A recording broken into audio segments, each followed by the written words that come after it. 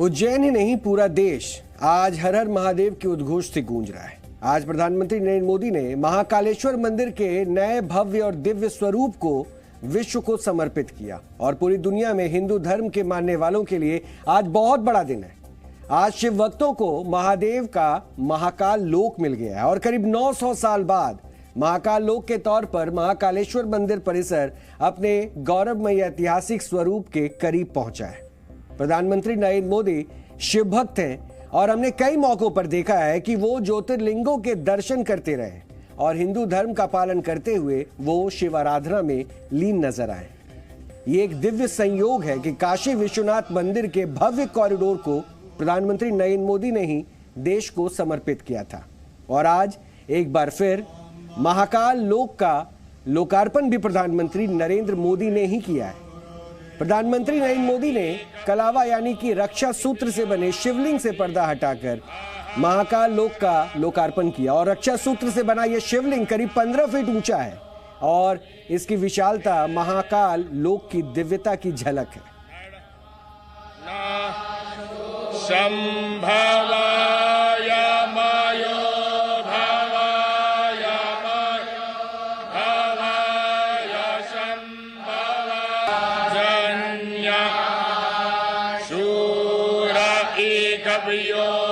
दिव्याधि महारथो जायतान्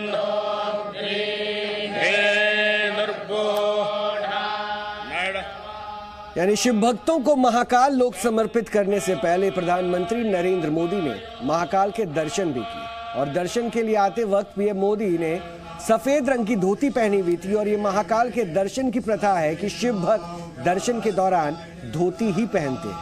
PM Modi के माथे पर चंदन का त्रिपुंड भी नजर आया। मंत्रोच्चारण के बीच प्रधानमंत्री नरेंद्र मोदी ने महाकाल की आराधना की और पूजा के दौरान पीएम नरेंद्र मोदी भी मंत्रोच्चार करते हुए नजर आए। पूजन के बीच में प्रधानमंत्री नरेंद्र मोदी के गले में रुद्राक्ष की माला भी नजर आई थी।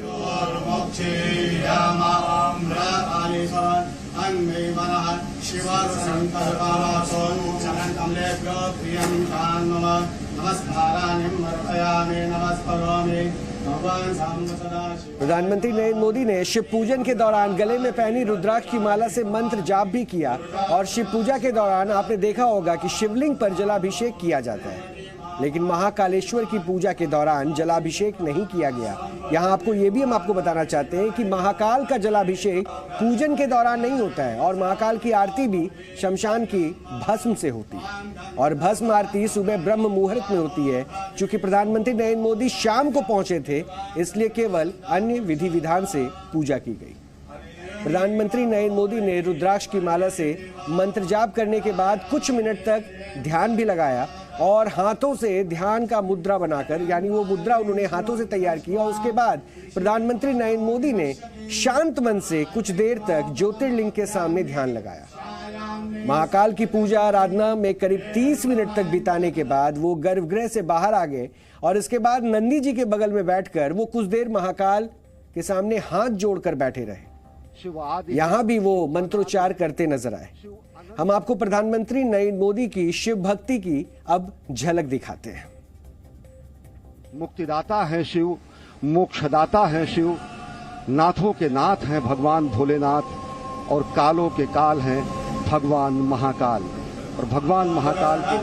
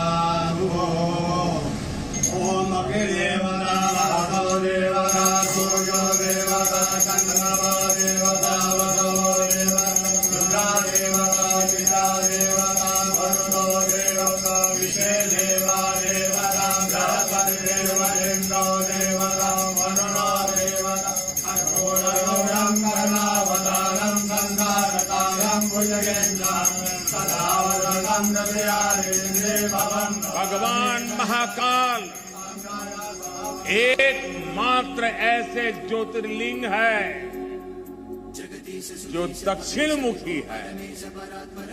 ये शिव के ऐसे स्वरूप है जिसकी भस्म आरती पूरे विश्व में प्रसिद्ध है। हर भक्त अपने जीवन में भस्म आरती के दर्शन जरूर करना चाहता है। महाकाल के दर्शन के साथ ही आपको महाकाल की महिमा और महत्व के भी दर्शन होंगे। शिव के दर्शन में ही ब्रह्मांड का सर्वोच्च दर्शन है और दर्शन ही शिव का दर्शन है।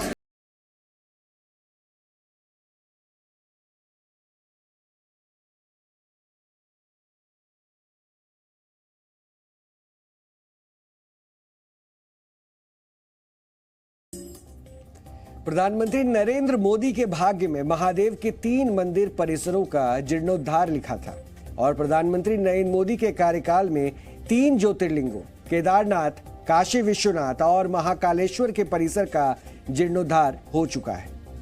प्रधानमंत्री नरेंद्र मोदी के कार्यकाल में सबसे पहले केदारनाथ मंदिर परिसर का नवीनीकरण किया गया था और केदारनाथ में आई आपदा के बाद इस पूरे मंदिर परिसर को वैज्ञानिक तरीके से फिर से तैयार किया गया।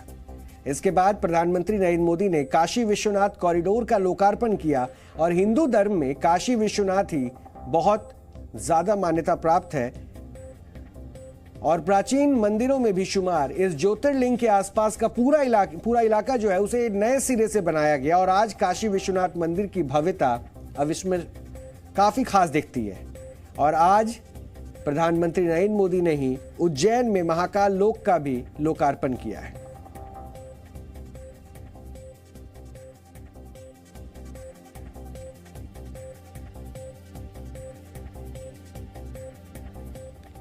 और ये तीनों तस्वीरें इस बात की साक्षी हैं कि जीर्णोद्धार के बाद और ये अवसर खास करके ये सौभाग्य की बात है कि प्रधानमंत्री नरेंद्र मोदी को अपने कार्यकाल के दौरान मिला। सबसे पहले केदारनाथ में जो त्रासदी आई थी उस त्रासदी के बाद उसका फिर से पुनर्निर्माण कराया गया और उस वक्त भी प्रधानमंत्री खुद वहां पर पहुंचे थे। उसके बाद हमने काशी विश्वनाथ कॉरिडोर को भी देखा और वहां पे इसके जीर्णोद्धार के बाद जो पूरा परिसर है जिसे तैयार किया गया और खुद प्रधानमंत्री वहां पर पहुंचते हैं और उसके बाद उस बदले हुए स्वरूप को आम लोगों के बीच में रखते हैं। और तीसरी तस्वीर आज महाकाल कॉरिडोर की है जिसके पहले चरण का कार्य पूरा हुआ है। अभी दूसरे चरण का कार्य पूरा होना है और जब ये पूरा हो जाएगा तब उसके बाद ये महाकाल कॉरिडोर काशी विश्वनाथ कॉरिडोर से लगभग 9 गुना ज्यादा बड़ा होगा। शिवम ज्ञानम, शिवम ज्ञानम, इसका अर्थ है शिव ही ज्ञान है और ज्ञान ही शिव है। शिव के दर्शन में ही ब्रह्मांड का सर्वोच्च दर्शन है और दर्शन ही शिव का दर्शन है। इसलिए मैं मानता हूं हमारे ज्योतिर्लिंगों का ये विकास भारत की आध्यात्मिक ज्योति का विकास है, भारत के ज्ञान और दर्शन का विकास है। भारत का ये सांस्कृतिक दर्शन एक बार फिर शिखर पर पहुंचकर विश्व के मार्गदर्शन के लिए तैयार हो रहा है। महाकाल लोक काशी विश्वनाथ कॉरिडोर से 9 गुना ज्यादा बड़ा है, यानी ये पूरा मंदिर परिसर क्षेत्र काशी विश्वनाथ कॉरिडोर के मुकाबले ज्यादा भव्य नजर आ रहा है। वैसे महाकाल लोक प्रोजेक्ट को 2 चरणों में विकसित किया जा रहा है और ये करीब 856 करोड़ रुपए की लागत से बनाया जाएगा। अभी तक महाकाल के दर्शन के लिए हर साल 1.5 करोड़ भक्त यहां पर आते थे, लेकिन महाकाल लोक बनने के बाद ऐसा माना जा रहा है कि भक्तों की संख्या 3 करोड़ से ज्यादा हो सकती है। फिलहाल महाकालेश्वर मंदिर क्षेत्र करीब 2.8 हेक्टेयर में फैला था, लेकिन जब महाकाल लोक के दोनों चरण का कार्य पूरा हो जाएगा तब ये मौजूदा स्वरूप से करीब 20 गुना ज्यादा बड़ा यानी कि लगभग 47 हेक्टेयर क्षेत्र में फैल जाएगा। महाकाल के दर्शन के लिए जो कॉरिडोर बनाया गया है उसकी लंबाई ही 946 मीटर है और इस पर चलकर ही शिव भक्त महाकाल के दर्शन कर पाएंगे।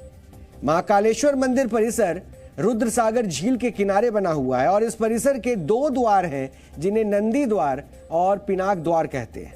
महाकाल लोक में लगे 108 खंभों का निर्माण राजस्थान के बंसी पहाड़पुर के पत्थरों से हुआ है और इन खंभों पर उड़ीसा, राजस्थान और गुजरात के कारीगरों ने कारीगरी की है। महाकाल लोक में कुल 190 शिव मूर्तियां हैं और इनकी खासियत यह है कि ये सभी मूर्तियां शिव की अलग अलग मुद्राएं हैं और इसके अलावा 384 मीटर लंबी एक दीवार पर कलाकृति बनाई गई है और दीवारों पर बनाई गई कलाकृतियों में शिव से जुड़ी 25 कथाओं के 52 प्रसंगों का जिक्र है। इसमें शिव तांडव, शिव विवाह, त्रिपुरासुर वध और शिव पुराण की कथाएं भी दिखाई गई हैं। और हिंदू धर्म में महाकालेश्वर ज्योतिर्लिंग की बहुत मान्यता है और देश के सभी 12 ज्योतिर्लिंगों में यह इकलौता ज्योतिर्लिंग है जो दक्षिण मुखी है, इसलिए ये ज्योतिर्लिंगों में भी विशेष है। और महाकालेश्वर मंदिर हजारों वर्ष पुराना है, इसलिए इसमें लिखा भी है, लिखित जो इतिहास है वही 2000 साल पुराना बताता है। इसलिए हिंदू धर्म में महाकालेश्वर ज्योतिर्लिंग को साक्षात शिव माना जाता है और महाकालेश्वर ज्योतिर्लिंग के महत्व को प्रधानमंत्री नरेंद्र मोदी समझते हैं। इसलिए महाकाल लोक का लोकार्पण करने से पहले उन्होंने अपने आराध्य के दर्शन किए और आशीर्वाद स्वरूप में मिली उनकी दिव्य अनुमति के साथ ही महाकाल लोक शिव भक्तों के लिए खुल गया।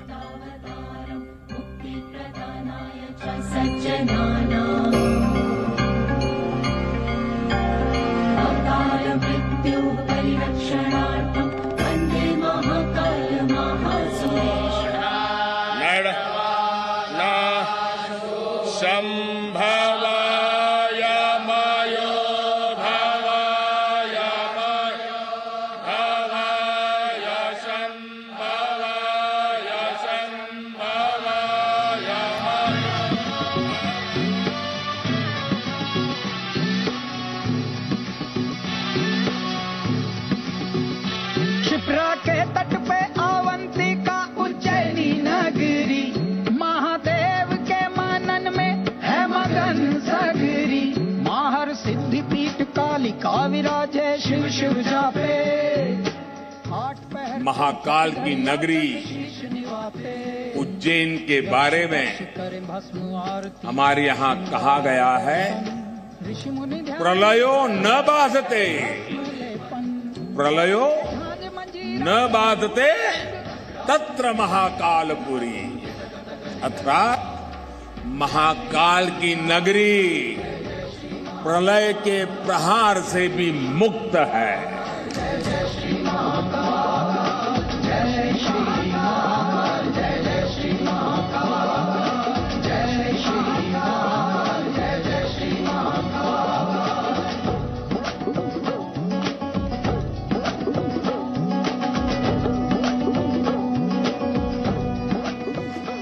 यहाँ काल चक्र का 84 कल्पों का प्रतिनिधित्व करते 84 शिवलिंग है।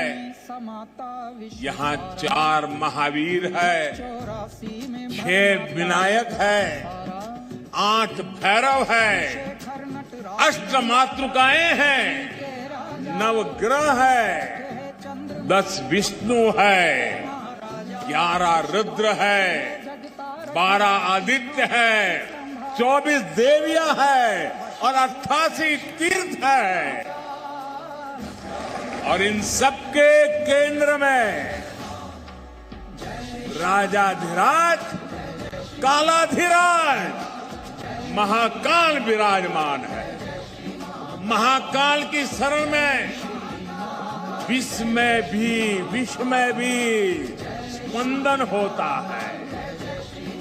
महाकाल के सानिध्य में अवसान से भी पुनर्जीवन होता है, अंत से भी अनंत की यात्रा आरंभ होती है।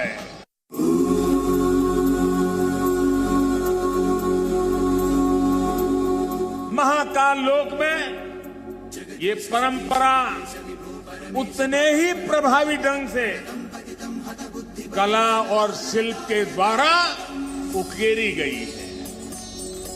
ये पूरा मंदिर प्रांगण शिव पुराण की कथाओं के आधार पर तैयार किया गया है। आप यहां आएंगे तो महाकाल के दर्शन के साथ ही आपको महाकाल की महिमा और महत्व के भी दर्शन होंगे। भारत का शोषण भी हुआ, आजादी भी गई।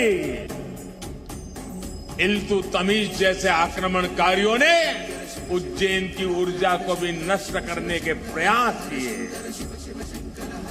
लेकिन हमारे ऋषियों ने कहा है, चंद्रशेखरम आश्रये मम किम करिष्यति व्ययम। अर्थात महाकाल शिव की शरण में, अरे मृत्यु भी हमारा क्या कर देगा। और इसलिए भारत अपनी आस्था के इन प्रामाणिक केंद्रों की ऊर्जा से फिर पुनर्जीवित हो उठा, फिर उठ खड़ा हुआ।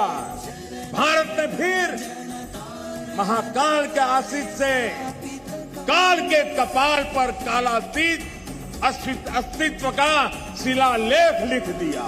काल भैरव के समक्ष दैत्य भी क्षमा याचना करते, महादेव के रौद्र रूप से दान। हमें भी याद रखना है, ये न भूले, जहां इनोवेशन है वहीं पर रिनोवेशन भी है। हमने गुलामी के कालखंड में जो खोया, आज भारत उसे रिनोवेट कर रहा है। अपने गौरव की, अपने वैभव की पुनर्स्थापना हो रही है। शिवम ज्ञानम, इसका अर्थ है शिव ही ज्ञान है और ज्ञान ही शिव है। शिव के दर्शन में ही ब्रह्मांड का सर्वोच्च दर्शन है, और दर्शन ही शिव का दर्शन है। इसलिए मैं मानता हूं हमारे ज्योतिर्लिंगों का ये विकास भारत की आध्यात्मिक ज्योति का विकास है। वैसे शिव भक्तों में एक चर्चा बहुत आम है कि जो महाकाल का भक्त है, काल भी उसका कुछ भी नहीं बिगाड़ सकता। ये चंद शब्द महाकाल ज्योतिर्लिंग से जुड़ी आस्था और आस्था की शक्ति का प्रमाण है। और वैसे ही महाआरती, जो भस्म आरती होती है, उसकी भी एक अलग मान्यता है। और गाय के गोबर से बने कुंडों को जब जला के वो भस्म तैयार किए जाते हैं, उनसे महाकाल की आरती की जाती है। और ये अपने आप में बहुत ही अद्भुत, बहुत ही मनोरम होता है। हजारों वर्ष पुराने महाकाल मंदिर के विध्वंस की कोशिशें भी कई बार की गई, यानी कि जो सनातन परंपरा है, जो हिंदू संस्कृति है, हिंदू देवी देवता हैं, हिंदू जो हमारे, जिनको हम इष्ट मानते हैं, पूजन करते हैं, उनके साथ बार बार आक्रांताओं ने किस तरह से उन स्थानों को तोड़ने की कोशिश की है, इसके भी उदाहरण मिले हैं। और इसके प्रत्यक्ष प्रमाण भी आज हम आपको एक बार फिर से दिखाने वाले हैं। लेकिन आस्था की शक्ति ने इस मंदिर को हमेशा जीवंत रखा है। आक्रांताओं की नजर पे ये मंदिर भी आया, लेकिन फिर भी ये आस्था की शक्ति थी जो इसे जीवंत रखे रही। और पुरातन काल से ही उज्जैन शहर सनातन हिंदू धर्म की आस्था का केंद्र रहा, और इस जगह से जुड़ी कई पौराणिक मान्यताओं में से उसे हमेशा विशेष का दर्जा भी दिलाता रहा। कहा यह भी जाता है कि समुद्र मंथन के दौरान जब अमृत कलश निकला तो देवता उसे लेकर देवलोक जाने लगे, और इस यात्रा के दौरान अमृत कलश के 4 बूंद छलककर धरती पर गिर जाती है, और इन्हीं 4 में से 1 बूंद उज्जैन में भी गिरी थी। वैसे स्कंद पुराण के अवंतिका खंड में उज्जैन की महिमा बताई गई है, और महाकाल मंदिर की वजह से उज्जैन सनातन धर्म की शिक्षा का प्रमुख केंद्र भी रहा है, यह भी माना जाता है। पौराणिक मान्यता यह भी है कि भगवान श्री कृष्ण ने भी उज्जैन में ही शिक्षा ग्रहण की थी, और श्री कृष्ण के गुरु संदीपनी उज्जैन के ही आश्रम में रहते थे। और संस्कृत के सबसे बड़े कवि कालिदास इसी उज्जैन नगर में बड़े हुए। 14वीं सदी में महाकवि कालिदास ने अपनी किताब रघुवंशम, महाकाव्य और मेघदूतम में उज्जैन के महाकाल मंदिर का कई बार वर्णन भी किया है। इसके बाद आगे चलकर ब्रह्मगुप्त और भास्कराचार्य जैसे महान खगोल शास्त्रियों ने उज्जैन को अपनी कर्म भूमि बनाया और प्राचीन काल से ही महाकाल के दर्शन को लेकर दूर दूर से राजा महाराजा भी यहां पर आते थे। और कवि और इतिहासकार कल्हण ने 11वीं शताब्दी में अपनी किताब रजत तरंगिणी में लिखा है कि कश्मीरी सम्राट ललितादित्य ने 8वीं शताब्दी में उज्जैन के महाकाल मंदिर में पूजा पाठ किया था। और 11वीं सदी के फारसी लेखक गार्दी जी ने भी महाकाल मंदिर का जिक्र किया है। महाकालेश्वर मंदिर की प्रसिद्धि ने ही मुस्लिम आक्रमणकारी जो थे उनका ध्यान अपनी ओर खींचा। और एक साक्ष्य भी मैं आज आपको एक बार फिर से दिखाना चाहता हूं। इसका पूरा विश्लेषण भी अभी मैं आपके बीच में रखूंगा, लेकिन ये वो साक्ष्य जिसमें आपको जो मुगल आक्रांता हैं उन्होंने भी किस तरह से महाकाल मंदिर को निशाना बनाया, इसके प्रमाण यहां पे लिखित हैं। हिंदू धर्म के इस महत्वपूर्ण स्थल को कई बार तोड़ने की कोशिश की गई और वर्ष 1234 में इल्तुतमिश ने मालवा पर आक्रमण करके उज्जैन के इस मंदिर को नष्ट किया। इल्तुतमिश के दरबारी इतिहासकार, जिसका जिक्र यहां पर तबाकत आय नासरी में लिखा हुआ है, यहां पर साफ साफ ये मेंशन है कि कैसे इस किताब में उज्जैन के महाकाल मंदिर और कई अन्य मंदिरों को तोड़कर उसका मलबा दिल्ली लाया गया था, इसका जिक्र है। हालांकि महाकाल के ज्योतिर्लिंग पर इन हमलों का कोई असर नहीं हुआ और हमले से पहले पुजारियों ने असली ज्योतिर्लिंग को कुंड में छिपा दिया था। 12वीं शताब्दी में मंदिर के नष्ट होने के बावजूद हिंदुओं की आस्था कम नहीं हुई। वो कई सालों तक उज्जैन में खंडित मूर्तियों को ही पूजते रहे, यानी उनका पूजन पाठ चलता रहा। और 16वीं सदी में अकबर के दरबारी इतिहासकार अबुल फजल अपनी किताब आईने अकबरी में लिखते हैं कि उज्जैन बहुत ही पवित्र जगह है और यहां दर्शन करने के लिए बहुत दूर दूर से लोग यहां पहुंचते हैं। 17वीं और 18वीं सदी में जब मराठा शासन का दौर आया तब कई प्राचीन मंदिरों का जीर्णोद्धार कराया गया और इसमें उज्जैन का महाकाल मंदिर और काशी विश्वनाथ मंदिर भी शामिल है। महाकालेश्वर के मुख्य मंदिर का जो स्वरूप आज आप देख पाते हैं वो वर्ष 1745 में कराए गए जीर्णोद्धार के समय का है और उस दौर में मराठा शासन पेशवा बाजीराव प्रथम देखते थे। उनके निर्देश पर यहां प्रशासन राणोजी शिंदे के हाथ में आया और उनके दीवान रहे बाबा रामचंद्र ने मौजूदा स्वरूप वाले मंदिर का निर्माण कराया था। यानी प्राचीन काल में जो मंदिर का मुख्य स्वरूप था वो काफी भव्य हुआ करता था, लेकिन मुगल काल में मंदिर में तोड़फोड़ के बाद जितनी बार भी इसका जीर्णोद्धार हुआ वो अपने भव्य स्वरूप तक नहीं पहुंच पाया। आज महाकाल लोक उस भव्यता के नजदीक पहुंचता दिखाई देता है और महाकालेश्वर मंदिर हिंदू धर्म से जुड़ा एक ऐसा इतिहास है जिसका महत्व द्वापर युग के समय से भी था और लिखित इतिहास में भी ये दर्ज है। हमने महाकाल मंदिर से जुड़े कुछ ऐसे ही ऐतिहासिक फैक्ट्स के बारे में भारतीय इतिहास अनुसंधान परिषद के निदेशक ओमजी उपाध्याय से भी बात की। आप एक बार ये सुनिए, उसके बाद आप मेरे हाथ में जो साक्ष्य देखकर आपको भी यकीन हो जाएगा। महाकाल मंदिर है, हाँ, उसका बहुत प्राचीन और अनवरत इतिहास हमको प्राप्त होता है। कॉन्टिन्यूटी में उसका इतिहास हमको मिलता है। सबसे पहले जो सबसे पुराना उसका संदर्भ आता है वो अगर हम परंपरा को देखें या अपने धार्मिक मान्यताओं के अनुसार देखें तो शिव पुराण में ये उल्लेख मिलता है कि भगवान कृष्ण के समय, ये भी मिलता है कि उनके भगवान कृष्ण के जो के पूर्व 8 पीढ़ी पहले इस मंदिर का निर्माण किया गया था। भगवान कृष्ण जब वहाँ अध्ययन के लिए आए उज्जैन में तो उन्होंने महाकाल स्तोत्र का गायन किया था। ये उल्लेख शिव पुराण में हमको प्राप्त होता है, तो ये सबसे पुरातन उल्लेख है। उसके बाद बुद्ध के काल में वहाँ एक चंड प्रद्योत नाम का राजा हुआ। एक शिलालेख में, थोड़ा परवर्ती शिलालेख है, जिसमें हमको ये उल्लेख मिलता है कि चंड प्रद्योत ने वहाँ महाकाल उत्सव करवाया था। ये ऐतिहासिक कालानुक्रम है महाकाल मंदिर का। उसके बाद 7वीं शताब्दी के आसपास वाणभट्ट की कादम्बिनी आती है जिसमें बहुत विस्तार से महाकाल मंदिर के बारे में चर्चा मिलती है। फिर 11वीं शताब्दी में राजा भोज की चर्चा मिलती है कि कैसे वो उसमें उसके शिखर को रिनोवेट कर रहे हैं और वहाँ निर्माण कार्य करा रहे हैं। इसके बाद हमको जो इतिहास मिलता है महाकाल मंदिर का, वो इतिहास कहीं ना कहीं उसके ध्वस्त होने का या उसको नुकसान पहुंचाए जाने का इतिहास है। सबसे पहले गजनवी के एक सेनापति का उल्लेख मिलता है जो 11वीं शताब्दी में उस मंदिर को ध्वस्त करने का प्रयास करता है, तोड़ने का प्रयास करता है। इसके बाद 1234-35 में इल्तुतमिश जब अपने अभियान पर था, जब वो भिलसा के मंदिरों को तोड़ता है, ग्वालियर के मंदिरों को तोड़ता है, बयाना क्षेत्र पर उसका आक्रमण होता है, और उसी क्रम में जब वो आगे बढ़ता है तो महाकाल मंदिर को ध्वस्त करने का बहुत ठीक से लिखित प्रमाण प्राथमिक स्रोत से जो तबकाते नासरी है उससे हमको प्राप्त होता है, जो मिनहाजुस सिराज उस समय दिल्ली नगर का काजी हुआ करता था, मुख्य न्यायाधीश हुआ करता था।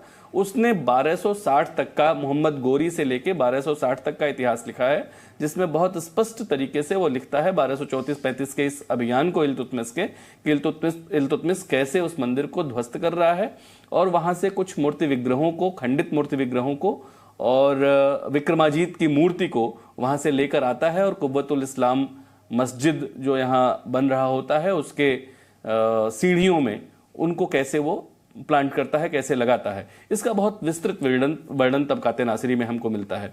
इसके बाद फिर 400-500 साल ऐसा माना जाता है कि महाकाल मंदिर और भगवान महाकालेश्वर जी का जो शिवलिंग है उसकी पूजा अर्चना बहुत छुपके होती रही। उस लिंग को 500 साल तक कहीं किसी कुंड में रखने की बात मिलती है, क्योंकि जब इल्तुतमिश का आक्रमण होता है तो वहां धार का एक राजा है देपाल देव प्रयास करता है उस आक्रमण को रोकने का, लेकिन वो सफल नहीं हो पाता।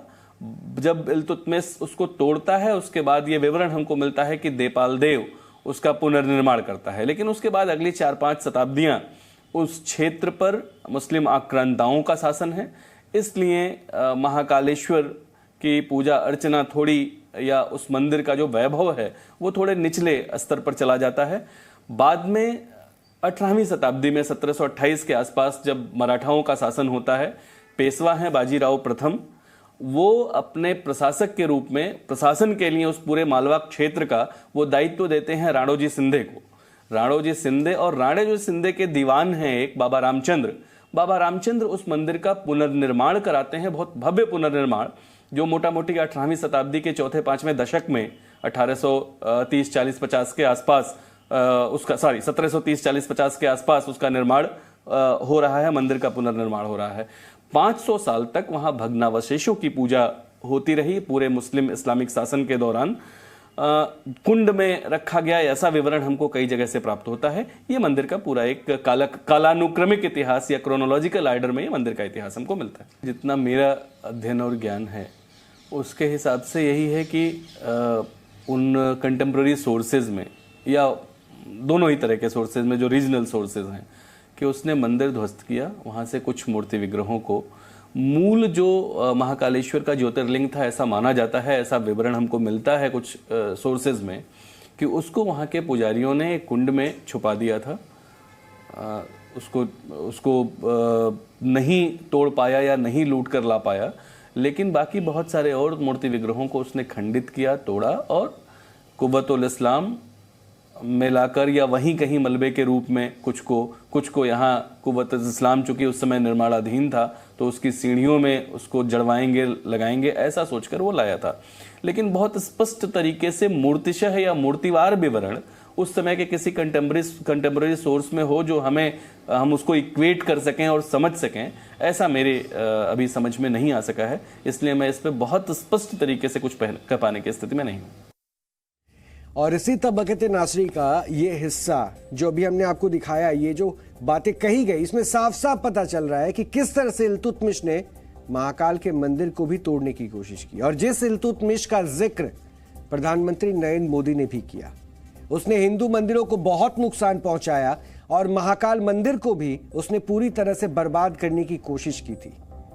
और जिन भी मंदिरों को इल्तुतमिश ने तोड़ा, उसके मूर्ति विग्रहों को अपमानित करने के लिए उसने कुव्वतुल इस्लाम मस्जिद की सीढ़ियों पर उसे लगवा दिया था। उसका मकसद हिंदू धर्म के प्रतीकों का अपमान करना था। और कुव्वतुल इस्लाम का मतलब होता है इस्लाम की शक्ति। और इल्तुतमिश के बारे में यही कहा जाता है कि उसने अपने कार्यकाल में इस्लाम का बहुत प्रचार किया था, इसलिए उसका पहला मकसद हिंदू धर्म से जुड़े मंदिरों को तोड़ना था। अब हम आपको उस जगह ले जाना चाहते हैं जहां पर महाकालेश्वर ही नहीं भारत के कई हिंदू और जैन मंदिरों की मूर्तियों के विग्रह अपमानित करने के लिए सीढ़ियों पर मढ़वाए गए हैं।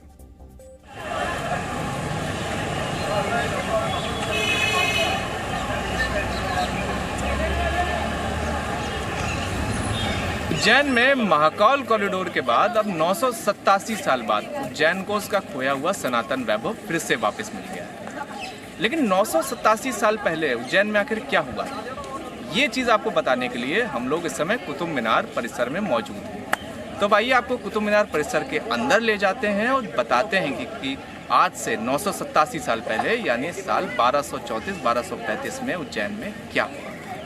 उज्जैन के साथ कुतुब मीनार का रिश्ता शुरू होता है इल्तुतमिश से। ये आप देखिए, ये इल्तुतमिश का मकबरा, इल्तुतमिश के मकबरे का ये बोर्ड है जिसे इल्तुतमिश ने अपनी मौत के 1 साल पहले 1235 में इस परिसर को बनवाया था, जिसके बाद 1236 में जब उसकी मौत होती तब उसको इसी परिसर में दफना दिया जाता है, जिसके बाद इसका नाम इल्तुतमिश का मकबरा पड़ जाता है, कुतुब मीनार परिसर में मौजूद है। अब इल्तुतमिश 1210 से लेकर 1236 तक उसने भारत पर राज करा था, इस्लामिक आक्रांता था। तो वो एक तरह से विख्यात था हिंदुओं के मंदिरों को तोड़ने में, फिर चाहे बदायूं की जामा मस्जिद हो या फिर उज्जैन का महाकाल मंदिर। साल 1235 की बात है जब भिलसा और मालवा से होते हुए इल्तुतमिश उज्जैन गया था। वहाँ पर उसकी नज़र महाकाल मंदिर पर पड़ी, जिसको बनाने में 300 साल से ज़्यादा का समय लगा था। इल्तुतमिश वहाँ पर जाता है और उस पूरे महाकाल मंदिर का विध्वंस कर देता है। अब इल्तुतमिश ने महाकाल मंदिर का विध्वंस करा, उसके बाद वो वहाँ से 2 मूर्तियाँ लेकर आता है। अब भी आपको उसका इतिहास हम लोग दिखाते हैं ले जाकर, क्योंकि वो भी यहीं कुतुब मीनार परिसर में उसका इतिहास भी मौजूद है।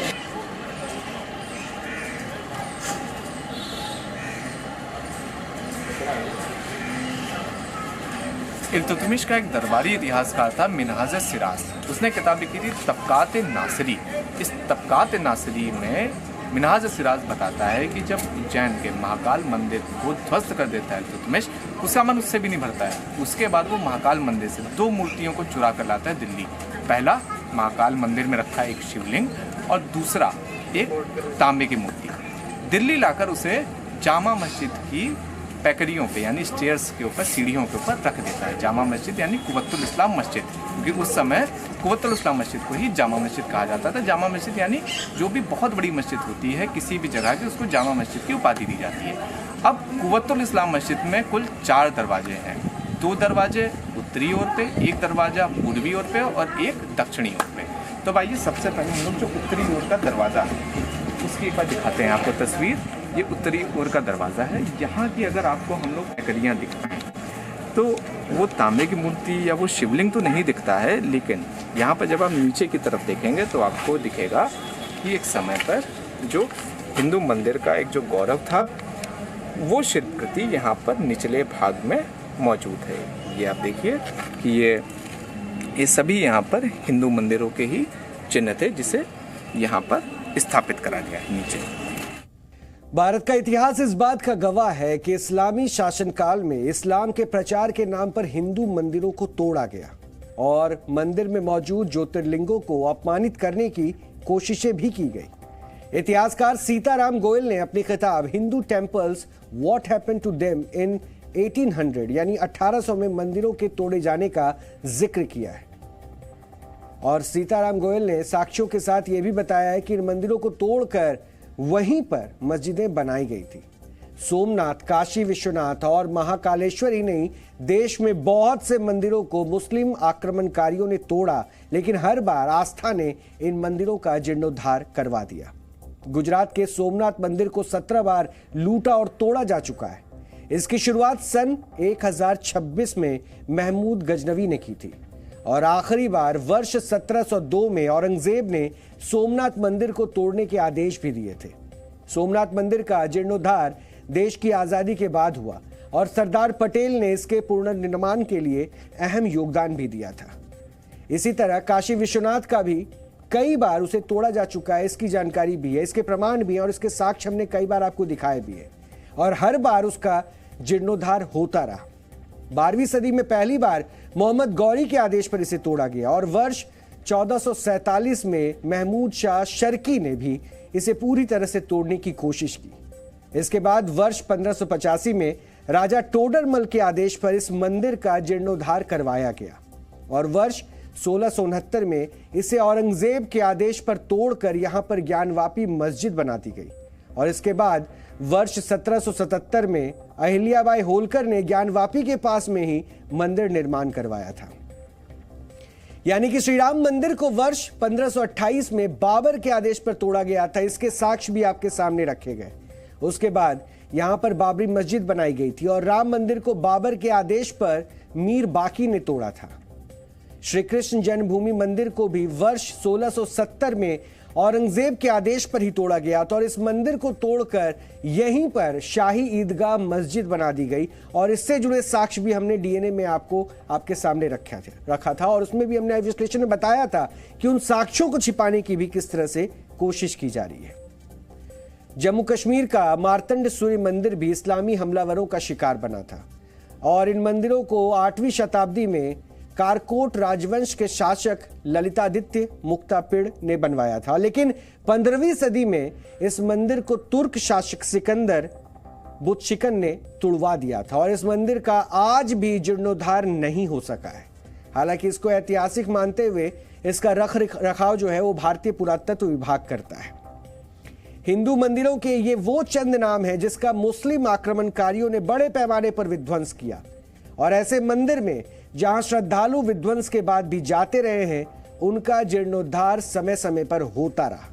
लेकिन ऐसे मंदिर जहां हिंदू धर्म के अनुयायी इस्लामी शासन के डर से नहीं गए वो मंदिर आज भी बेहाल है। पहले केदारनाथ का रिनोवेशन, काशी विश्वनाथ कॉरिडोर और अब महाकाल लोक जैसे निर्माण हिंदू धर्म के गौरव को वापस लाने की एक कोशिश के तौर पर देखी जा रही है।